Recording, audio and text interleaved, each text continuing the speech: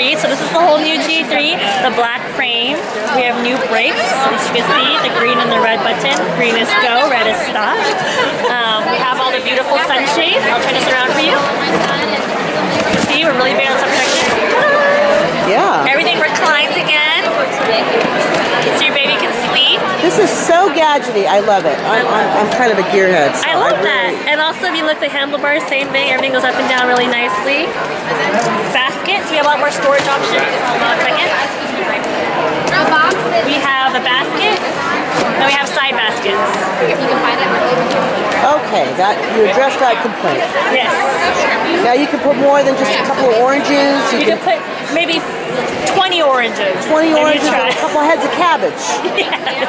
I'm still thinking St. Patrick's Day, you know. I know, St. I did Patrick's the Day. big dinner last night. Yesterday. That is true. Yeah. But that's too bad. I mean, it's not. There's small changes, but everything was a big difference in the way that you live your life. So that's really good.